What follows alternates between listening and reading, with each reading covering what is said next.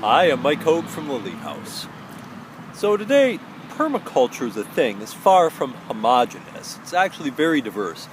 Uh, some people would be happy as permaculture designers to come over and give you a consultation and, look at your system and find 20 different things that you could do actively to improve the productivity of your system, or just like microbial magic and stuff like that.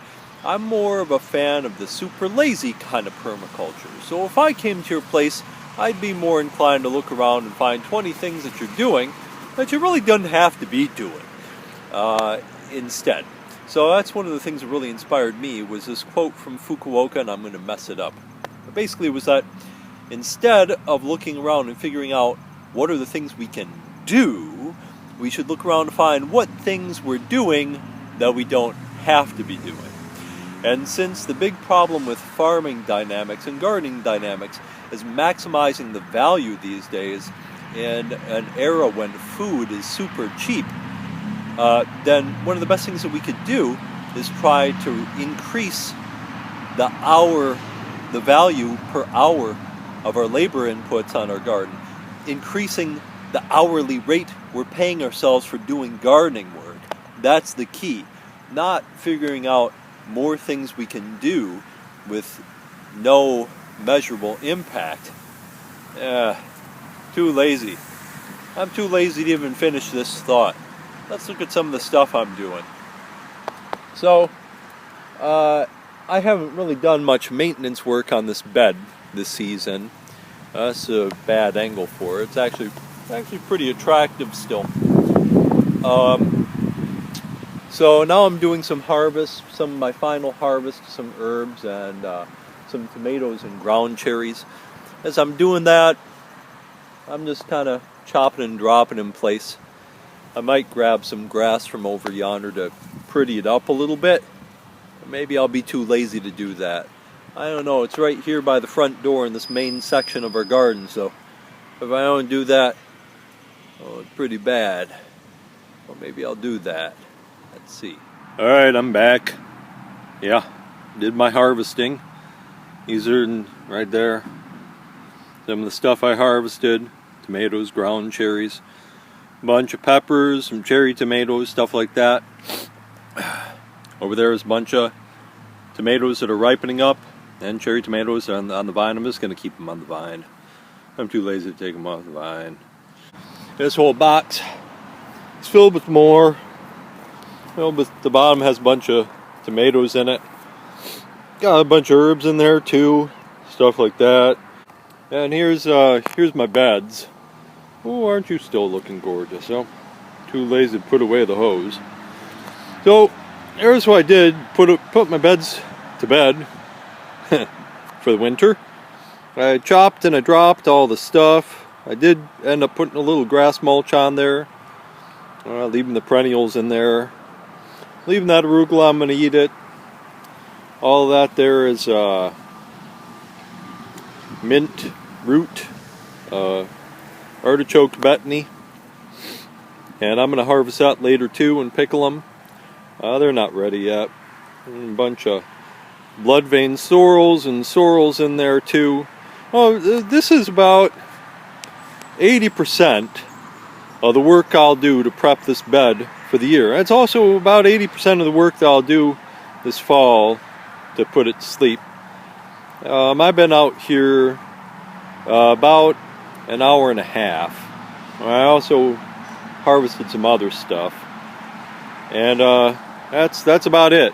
I'll harvest those crones, and I'll mulch there too, and maybe do one more top mulch.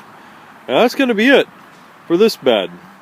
And I also did the other side too. I didn't finish mulch that yet, but lots of crones in there to harvest. Several nice mustards in there. Obviously there are perennials still all over the place, like that perennial kale, left to do.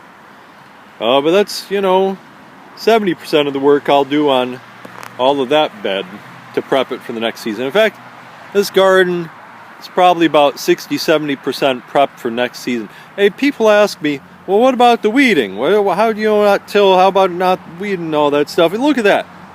That's about a foot of mulch right there. No weeds are going to get through that. Some of the perennials I want are going to get through there. I got perennials planted there. I'll eat some of them. I'll harvest some of them. There's going to be garlic. There's going to be onions. There's going to be some daffodils, things like that, some pretty things, crones. There's going to be camas in there. But no weeds are going to get through there. No weeds are going to germinate in there, that's for sure. And so it's like that pretty much through this garden. I spent an hour and a half, and I did pretty much most of my fall work, my fall cleanup work, and my spring prep work all in that hour and a half. Yeah. You see, that's how I lie to you. Yeah, I'll count this on the website as being non-harvest maintenance. But really, 80-90% of the work that I did out here just now was all harvest. All those big boxes of food up there that I harvested. I'll count this as non-harvest maintenance work because I want you to know how lazy I am. I want you to know that. You don't have to know how lazy I am. Oh, look over here. Here's a bad thing. Look at this. Noxious weeds. Oh, these are all over in the garden. Never plant pawpaws because they'll become invasive in your garden. No, I'm totally messing with you. Those are like money to me, right? So pawpaws love to germinate in the understory of a garden, a no-till kind of garden. There's like 20 pawpaws growing all through here. That's pretty sweet. Anyway, there you have it. It's about done for the season. I'll probably put some finished mulch on. I left a few of the tomatoes that are most likely to still produce fruit this season if they don't die in the frost. A couple. I've got a bunch more over there. Oh, those cherry tomatoes. That's crazy. Crazy cherry tomatoes. So, there we have it. That's how I put the beds to bed for the winter. And it's gives you an idea of how this garden is managed. Yeah. Oh yeah. One last thing. So, this was also about 90% of my, not 90, probably 78% of my planting work for next season too. And while I was out here, I found 2 dozen walking onion top sets I stuffed into some places where they belong. A few garlic bulbils that'll come up in a couple of seasons. Transplanted 1 or 2 perennials. Sowed a lot of the cherry tomatoes and tomatoes into the beds where they'll probably grow. Which is to say, I just threw some tomatoes on there and some plants, and next season they'll be coming in. Whoa, that's better. Where they need to be. Same thing with mustard and lettuce seeds, things like that. I did quite a lot of sowing while I was out here in this hour and a half too. So here's the thing. Somebody comes to your house and tells you a bunch of stuff to do. It tells you a bunch of work to do that you're not already doing. You tell them to get the heck out of here. You don't want that. You say, get behind me, Satan. You don't want to do that work. What you want, if they're going to be helping you, is to tell you a bunch of crap that you're doing that you don't have to be doing. That's what I think. Anyway, yeah.